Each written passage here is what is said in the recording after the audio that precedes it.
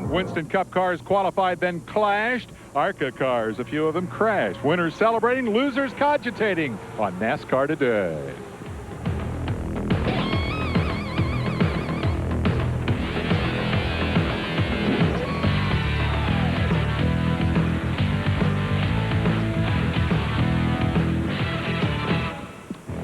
Well, for all of the occupants of the ARCA garage, Daytona Speed Week 97 is over. For the Winston Cup guys, things are just starting to get interesting. Hello, everybody. I'm Dave Despain. Welcome to the first NASCAR Today of 1997. You know us as the pre-race show. 32 race weekends. We're here a half hour before the green flag to bring you the thoughts of all the drivers before they go to war. This weekend is different. After all that testing and all that talk, we finally got some cars out on the racetrack. We had an unbelievable qualifying session, kind of a processional Busch Clash. We're going to talk about what we've learned from those things today and how they might apply to NASCAR Today for the rest of the year. Let's meet the 97 team. We'll kick it off with our new guy. His name is Ray Dunlap. Dave, the new guys in the NASCAR Winston Cup garage are going to be concerned in 1997 intensely with just qualifying. 48 drivers have announced they plan on running every race, and there's not that many starting positions. Each week here on NASCAR Today, we'll bring you the story of who made the show, who had to go, and later on, I'll tell you who's on the front row. Hey, Ray, welcome to the team, and let me show you the office. Not just our office, but this is everybody's office. This is where the action truly begins every week, and for the season, the action begins here in the garage area at Daytona. 1997, most competitive, most exciting, and the richest season in NASCAR history. We're going to the bright lights of Los Angeles and a track bigger than life. Where else? Dallas, Fort Worth. And of course, we're not only going to measure winners out on the racetrack, but in the marketplace as well. The economics of racing, very important in 1997. Now, here's Betty Parsons. But the whole deal is who wins the races. We'll be there for 32 of them. Who wins, who loses, who's the most consistent, because after all, consistency pays off. At the end of the year, the Winston Cup champion, that's the guy they're all going to be talking about. And if today's any indication, it's going to be a great season. Easy for you to say, Parsons. You've only been on the air about 20 hours so far this week. Behind me, the ARCA winner. We're going to hear from him a little later. We're also going to hear from the second rookie pole sitter, easy for me to say, in Daytona 500 history. Everybody's talking about Mike Skinner, but about to get run over by the winning car. About 4 hours ago, they threw the green on the Clash, and I want to tell you, it was interesting, and we're going to start with the highlights. To figure out the Busch Clash, watch this guy. Earnhardt's won it 6 times in 10 years. He knew what he had to do today. Everybody else knew, too. Watch outside pole sitter Mark Martin jump in line behind pole sitter Terry Labonte before the green even flew. Labonte, Martin, Wallace, Jarrett. Remember the order. It will not change. Last November in Japan, Wallace chastised as a stroker for going to the back in the first leg of the Suzuka 100. Anybody want to call Earnhardt a stroker to his face? He's going to the back. The action was all in mid-pack. Ernie Irvin got way down on the flat stuff, pondering a 3-wide pass. And, of course, anything goes on the last lap of the first leg. Martin will touch Labonte. But even with Wallace as a drafting partner, the Fords could not get around the Winston Cup champion Chevrolet. First leg order, Labonte, Martin, Wallace, Jarrett, and they go to the back for the second leg. Jeff Gordon, meanwhile, lining up third for the restart. JRH is Rick Hendrick, the owner, at home battling leukemia. His man right behind Bobby Labonte and Earnhardt. Second leg restart critical for Earnhardt. He cannot get around Bobby Labonte. That's the kiss of death for his hopes of a 7th win. But a lap later, Wallace has passed most of the field, and he pushes Gordon to the front. That, ladies and gentlemen, is that. They line up behind the new colors of the 24, but they could not pass him. Gordon will complete a 2-leg Busch Clash sweep for Hendrick. The last time I talked to Rick, we asked him, what can we do for you? And he said, just put a smile on my face, go down there and win some races in Daytona. And, you know, we're missing you, Rick. Wish you were here. But hopefully we put a smile on your face today, and it was a lot of fun doing it. And he's a big supporter of ours, and we sure are supporting you right now. All right, Jeff wins for the second time in 4 years. This after he and Labonte qualified 22nd and 24th on Saturday. Burton, who had qualified 42nd Saturday, ran 4th Sunday in the Pontiac. Take a look at the rest of the results. Prepare yourself for a lot of complaining about the difficulty in passing at the restrictor plate racetracks. Yes, you've heard that all before. You've heard it for years. You will hear it a whole lot more in 1997. There's always one guy who succeeds in passing a lot of people. It was Rusty Wallace. We'll hear from him when we come back. Yeah, Hillenberg is through Tech, the ARCA race winner. He's coming up a little later. Tell Hillenberg not to get all excited yet. I said the car was through Tech. The car is through the template phase of Tech. We'll hear from Andy a little later. Right now, I want to hear from the rest of the guys Gordon beat in the Busch Clash. I want to start with Wallace, who came from last to second in the last leg. How'd you do that? Started reeling in the front, and by the time we got off the turn, got into turn 3 there, it was pretty wild going into turn 3. I got hit in the rear end by Ernie, knocked me sideways a little bit in turn 3, and I got the car all straightened back out, and then was able to go. But Ernie was just trying to help me. He was trying to jam me in front of Dale right there. But I got tapped a little bit, and that was a little hair raiser for a minute. You know, we started on the pole, and it led the whole thing, and unfortunately, that meant we had to start at the back of the second one, and I got cut off there on the first lap and kind of lost momentum, and they couldn't pass nobody.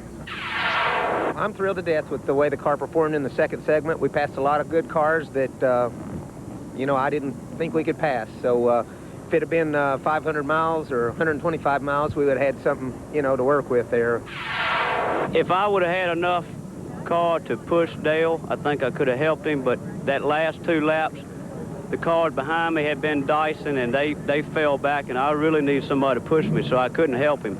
Some of those guys alluded to it. Everybody will talk about it all week. You cannot pass without help. You got to have help, and you know, right there at the end, we had a pretty good car, it felt like, and a couple cars got to run on us, and we got hung out, and you're done. I mean, you can just watch your tach and RPM fall, and there's nothing you can do about it but sit there and ride it out. And that's the bad part about this deal. You know, we got our cars driving so good and they're so equal, you can't really do a lot, and it's going to make Sunday's going to be very interesting. Hell, if you can pull out and pass, it'd be all right. You can pull out, you see guys pull out and pass, but if you can't get to them to pull out and pass, well, hell, well, you know, no fun. IndyCar racing, nose to tail, we all sit in line. Was he unhappy, do you think? Smile on his face, but yeah, he was unhappy. I'm down here. Benny Parsons is up there somewhere. We've heard from the winner. We've heard from the guys who didn't win. Now I want to hear from BP. I want to know what Benny says. What did we see today, Parsons? What can we learn from it? And I wonder how much relevance it has to what we'll see next Sunday.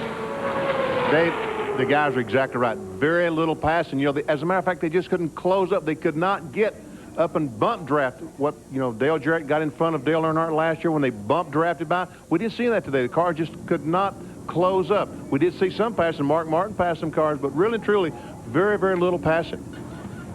Let's talk about relevance to next Sunday. In history, only 3 drivers have won the Clash and gone on to win the 500. And there they are. And guess what? Bill Weber has one of them. Bill Elliott. Go, guys. How about that? Winning the Clash and the 500 in the same year, that must have been a lot of fun. You know, ironically, that was 10 years ago, and it was. We sat on the pole that year, ran 210. I think they said we ran like 197 average in the Clash, and that was when you could really let it all hang out and have a good time. You know, I was a little disappointed in today's Busch Clash. You know, Earnhardt didn't live up to his normal stuff, and you know, it seemed like the Ford guys are just a little bit down, even though the Chevrolet guys said they were down going into this deal. I'll tell you, I saw you on pit road before the truck race in Orlando. You were smiling, you looked like you're in good shape. You can't wait to get going.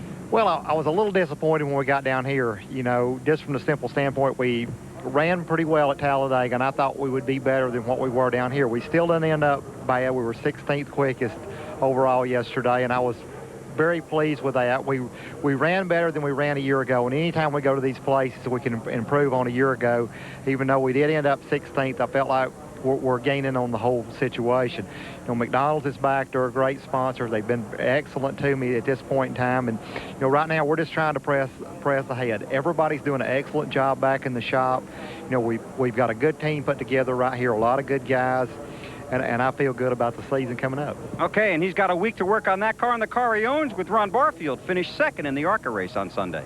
Hey, he's talking a long time there. We better hurry up and get this commercial in. The ARCA pay window is behind me. When we come back, we're going to talk about the Chevys that won the pole after the Fords dominated everything down here. In the meantime, I want to remind you very quickly that the ARCA garage inspection of Andy Hillenberg's winning car continuing, and so far they haven't found anything untoward, so to speak. Let's talk about Winston Cup qualifying. The second rookie in history will start from the pole. Chevrolet has upset what was supposed to be a Ford-powered apple cart. Ray Dunlap has the story. For the second time in 4 years, a rookie driver has won the Busch pole position for next Sunday's Daytona 500. In 1994, Loy Allen came out of nowhere to surprise the field. In contrast, Mike Skinner is the teammate of the biggest name in racing. There's only one thing that could be better than sitting on the pole in this race, and that's winning it. And I don't really feel I have the drafting experience to beat a Dale Earnhardt and some of these guys in this race, but we're going to get an opportunity to get some drafting experience. Okay, one pole doesn't make you the next Intimidator, and experience is an issue. But Skinner has certainly validated car owner Richard Childress's decision to put him in his Craftsman truck back in 1995. We knew both cars really ran good, and that car had just been running just a little better here, and, you know, they got equal engines. We try to make everything as equal as we can, and, you know, that's all you can do. Oh, by the way, teammate Earnhardt on the front row the last 3 years qualified 10th. Everybody worked hard on Daytona and qualifying and Daytona race setups down here when we was down testing, so we get one out of the two up there, it'll be all right. So, was Skinner's pole the biggest shock of qualifying? It very well may have been, but Steve Grissom posting a time to put him on the outside of row 1 was a close second. Fired halfway through last season, Grissom moved in the offseason to the Kodiak Chevrolet, which was vacated by Ricky Craven. The main thing is that we got a good time in, and you know, with that we're racing Sunday now, so you know, with that we can come in Monday morning, get working on our race setup, get the car driving good in the draft and all, and then look forward to Thursday in the 125s, and then from there, you know, look forward to Sunday's race. The all-Chevy front row of Skinner and Grissom was a surprise to everyone, including Ford drivers and pole favorites Dale Jarrett and Rusty Wallace. It's just disappointing because we really thought we could run quicker in a 40. We thought we'd get in the 30s, but just didn't happen. I don't know what it was. Sometimes waiting to dead last is not an advantage because everything just gets colder and colder in the car. And we said before we started, if we could run what we ran in practice, that would be pretty good, and that's about where we're at. That's all we got. I hate those Chevrolets don't have a chance. That's a real shame. Well, see, Todd Parrott, Jarrett's crew chief, he says those Chevys were sandbagging the whole time. Despain says until Winston Cup scoring times every car, every lap in practice, we're never going to know who's really the fastest until we get to qualifying. But I want to know what Benny says. Benny, give me your reaction to this qualifying deal. Dave, I could not believe all the posturing that was going on Friday afternoon. The cars got on the racetrack and the Fords were fastest. The Chevrolet guys saying, hey, those guys got a terrific advantage. What happens on Saturday? 2 Chevrolets on the front row. Could not believe everything was going on. And I can't believe the amount of money that these teams are spending just to qualify. I talked to some of the owners and said, how much money did it cost you for these 2 laps? I got some prices, $500,000. It paid off for Mike Skinner. It paid off for Steve Grissom. But what about those other 30 guys that did qualify? They spent $500,000 and really and truly got nothing for it. So, Mike Skinner on the pole, a rookie. Who in the world thought that would happen? And Dave Despain had a chance to sit down and say, Skinner, is it for real? Hey, I'll tell you what, Benny Parsons, if I was a race driver, I'd have this front page framed and on the wall in a big hurry. Mike Skinner said yesterday it was unbelievable, but now it's sunk in, I guess. You're on the pole. Were you really surprised? You didn't think this was a possibility? Well, my heart started beating again right after they got through the tech room. Let me ask you about Todd Parrott's quote. He said, those Chevys have been sandbagging down here all month. Were you sandbagging? How many big races did they win last year? I really feel sorry for Todd, but no, we wasn't sandbagging a bit. We was giving everything we had. We had a little bit left in the engine and the qualifying oils and so on and so forth, but you know, I think we just got a good lap, got the right wind, got the right weather, worked out for us. How nerve-wracking was it? I mean, you set the time pretty early, then everybody took a shot. I mean, you're a rookie, right? That must have made you pretty nervous. Steve Grissom and I watched the tail end of qualifying together up in the Goodyear building, and we both had a pounding headache by then. They'd run a few cars and it'd rain, and they'd run a couple more cars, and they had an accident, and it was pretty dramatic. It was the longest couple hours I believe I can remember. How's Earnhardt going to react if you keep out qualifying him all year? You make a habit out of this, you may make the other guy unhappy. What do you think? Yeah, but he always beats me in the race. I'll trade with him. I'll have him out-qualify me and let me outrun him in the race. Congratulations, man. It was a terrific effort. We're all happy for you. Thanks. That's the pole sitter, Mike Skinner. We're going to take a break. We'll come back with more on NASCAR Today. Today, we take a look at the ARCA results from today. Andy Hillenberg's Chevy versus Ron Barfield's Ford on the front row, and lo and behold, that's the way they finished. Take a look at the rest of the top 10 here. A couple of major players in that one crashed out, including Tim Steele, but the winner, Andy Hillenberg, is standing by up top side with our Ray Dunlap. Well, thanks, Dave. You know, we're talking about the NASCAR Winston Cup stars every week here on NASCAR Today, and this guy's probably on his way over there, Andy. The way to get experience and to move up into the divisions, you've decided to try ARCA. You've come here now and won 2 of them at Daytona. Did you ever believe it'd be possible? Honestly, no. You know, we won that first race, Ray, and that was really a fairy tale month for us. Actually, a whole season, because we went on and won the championship and really wasn't even counting on running anything past Daytona. And this year, I came in with a little bit different role. And I learned a lot being one of the favorites. I've never been in a race where we were the favorite, and that added a whole new dimension of pressure. But overall, it was a great week for us. But the first 10 laps, you didn't think you had it in you, did you? The car was pretty tough there. Well, I knew we would be okay. It was really my fault. I've never been on the front row before, and they had gentlemen start your engines, and I started them up, and the official looks over at me, and I give him the big thumbs up. Let's go. And boy, I took the green flag with only like 120 degrees water temperature, and it wasn't making any horsepower. It took me 30 laps in a race to get the engine up to about 175 where it'd even be close. So you know, it was kind of my fault there in the beginning of the race, but I guess you learn something every day, and we bounced back okay. Well, this guy's putting on a good show for all the guys in the Winston Cup garage that are watching, and Bill Weber's with a guy who have a great angle when he starts next Sunday's Daytona 500. Well, talk about starting on the front row. I got a chance to finally sit down and talk to a guy who makes his living sitting down. Hey, you knew you were good yesterday, Steve Grissom, but did you know you were that good? Well, I tell you, it was kind of one of those deals. It's hard to tell when you come to a restrictor plate track. You're out there practicing, other cars on the racetrack, you're getting help. Or if you don't get help, you're not sure if other cars are getting some drafting help. And, you know, we felt like Larry Hedrick and I sat down and talked after practice yesterday. And he said, well, what do you think we can run? I said, I honestly feel we can run a 47.6. And he said, well, I think we can run a 47.5. And, you know, sure enough, we were able to go out and back up what we thought we could run.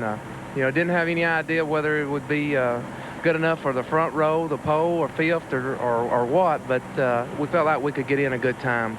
You won the Busch race here a year ago, but that was a long year ago, wasn't it? Man, I tell you, it sure was. And, you know, I can't say how excited I am to be involved with Kodiak, Larry Hedricks, and this team. I tell you, we got a good group of guys, and, you know, I'm proud for them. This just shows the effort that they put forth, the amount of time. I mean, these guys have really been hammering. This is the first time that Randy and Gil and the guys in the engine shop have built restrictor plate engines. So, you know, you kind of back up to our first test down here in Daytona back in January, and from the first lap on the racetrack to where we qualified, these guys really made some gains. But, you know, it goes back to Wednesday. I come up to the shop, got there Wednesday afternoon, and they just took this motor off the dyno about noon Wednesday and put it in the truck, closed the door, and headed to Daytona with it. So, well, you're fast and you're confident. Good luck in the 500. Thanks. Appreciate it. We're looking forward to it. Dave Despain. I tell you, a year ago, I thought that kid was a rising star. By midseason, he was fired.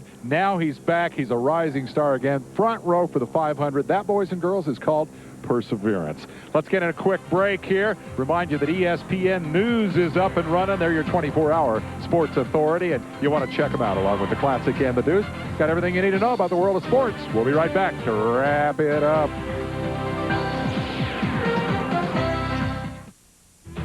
NASCAR Today, brought to you by Daytona USA, the ultimate motorsports attraction.